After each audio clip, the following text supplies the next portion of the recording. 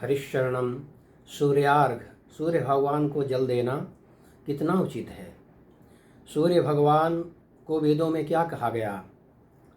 सूर्य भगवान को जल देना आरोग्य के लिए क्या है, आयुर्वेद क्या कहता है और विज्ञान क्या कहता है सूर्यार्घ के बारे में, ज्योतिष क्या कहता है सूर्यार्घ के बारे में, इत्यादि विचार करेंगे। तो सूर्य भगवान को जल देना पूर्णतया वैज्ञानिक, वैदिक सम्मत, वेद सम्मत और आयुर्वेद सम्मत और विज्ञान सम्मत है। देखिए, सूर्य भगवान सबकी जो आत्मबल की जो वृद्धि होती है सूर्य भगवान की कृपा से ही होती है। हम जब सूर्य भगवान को जल देते हैं तो मंत्र बोलते हैं, ओम एहि सूर्य सहस्त्रांशो तेजो राशे जगतपते अनुकंपय माम भक्त्या गृहाणार्घ दिवाकर नमो विवस्वते ब्रह्मण भास्वते विष्णु तेजसे नमः सवित्रे सुचय नमस्ते कर्मदायिनी। तो गायत्री मंत्र जो द्विजों के लिए अत्यंत अनिवार्य त्रिकाल संध्या में प्रमुख है, तो गायत्री मंत्र में भी सूर्य की ही आराधना है, सूर्य की ही उपासना है। जो कि सनातन धर्म की मान्यता में गायत्री मंत्र का स्पष्ट उच्चारण नहीं कर सकते, इसलिए हम नहीं करेंगे, किंतु उसमें जो सवितु शब्द आया है वो सूर्य भगवान का ही वाचक है। तो गायत्री मंत्र में भी सूर्य की ही आराधना की गई है।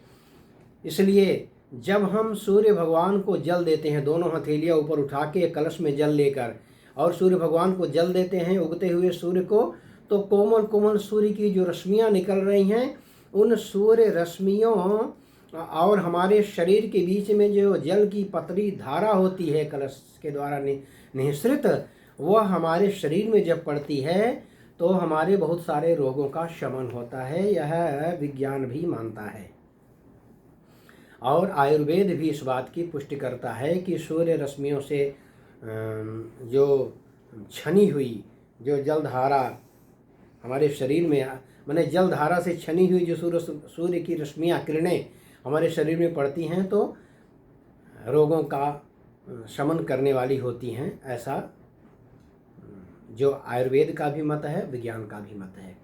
और वेद कहता है कि पंचदेवोपासना में जो ब्रह्मा जी हैं, ब्रह्मा विष्णु शिव दुर्गा और गणेश, तो ब्रह्मा जी को ही वेदों में हिरण्यगर्भ कहा गया है। और वाल्मीकि रामायण में जो आदित्य हृदय स्तोत्र है उसमें भी है कि एष ब्रह्मा च विष्णुश्च शिवः स्कंदः प्रजापति महेंद्रो धनदः कालो यमः सोमो हेपांपति।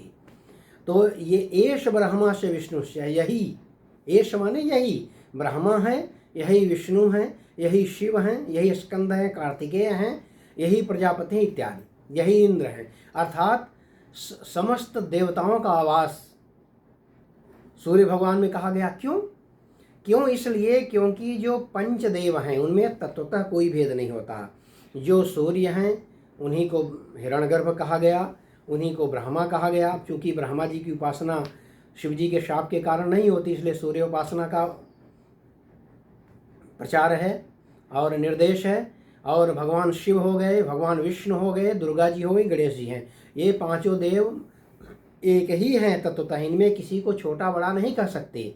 इसलिए इन सब में सब हैं, इन सब में सब हैं, इन सब से सब हैं, एक में सब हैं और सब से एक है। जो भी कहें सारी बातें सार्थक हैं, क्योंकि पांचों देवों में, पंचदेवों में कोई भेद नहीं होता। इसलिए जितनी भी ऊर्जा हम की आवश्यकता हमको होती है, और चूंकि हम प्रकृति के उपासक हैं तो प्रकृति में पृथ्वी जल अग्नि वायु और आकाश, इसी से संपूर्ण जल चेतन की सृष्टि हुई है। हमारे शरीर का भी निर्माण इसी से हुआ है। तो इन पांचों तत्वों, पृथ्वी जल अग्नि वायु और आकाश, इन पांचों तत्वों की ऊर्जा की आवश्यकता हमको होती है। और ये ऊर्जा कहाँ से आती है? भगवान सूर्य से आती है। इसलिए हमारी सनातन संस्कृति कृतज्ञता प्रधान है। हमारे सनातन धर्म की व्याख्या कोई बोले एक शब्द में करो तो उसका यही होगा कृतज्ञता, क्योंकि हम सबके प्रति कृतज्ञ होते हैं। माता के प्रति, पिता के प्रति, गुरु के प्रति इत्यादि, और प्रकृति के प्रति, पृथ्वी जल अग्नि वायु और आकाश जैसे हमारा शरीर बना है, भगवान के प्रति, पूर्वजों के पितरों के प्रति। तो इस तरह से चूंकि सूर्य भगवान से ही हमको संपूर्ण ऊर्जा के केंद्र वो हैं, और जितने भी ऊर्जान्वित हैं वो सब सूर्य भगवान से ही रश्मियाँ प्राप्त करके, ऊर्जा प्राप्त करके, एनर्जी प्राप्त करके और ऊर्जान्वित हैं। इसलिए हम सूर्य भगवान के प्रति कृतज्ञता व्यक्त करते हैं, और उनकी कृतज्ञता व्यक्त करने का सबसे सरल, सुगम, बिना किसी पैसे के, कम समय में पूजा आराधना का श्रेष्ठ साधन है सूर्यार्घ देना, सूर्य भगवान को जल देना।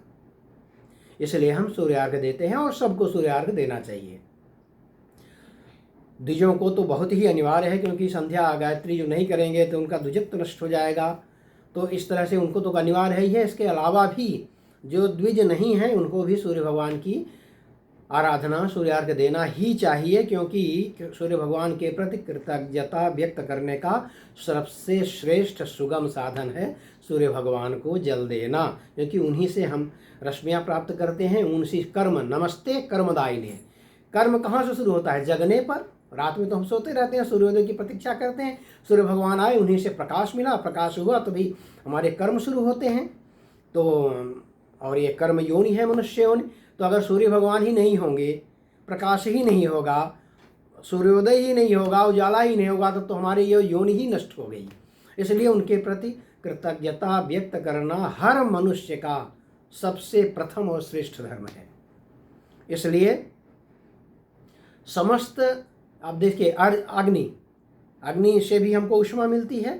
तो अग्नि को उष्मा कहाँ से मिली, ऊर्जा कहाँ से मिली, तेज कहाँ से मिला? सूर्य से मिला। क्यों? क्योंकि भगवान विष्णु के मुख से ही अग्नि प्रकट हुई, मुखाद अग्निर्जायत, वेदों में कहा गया। और भगवान विष्णु ही सूर्य हैं, क्योंकि एष ब्रह्मा च विष्णुश्च शिवः स्कंदः प्रजापति। यही ब्रह्मा भी हैं, स्कंद हैं, शिव हैं,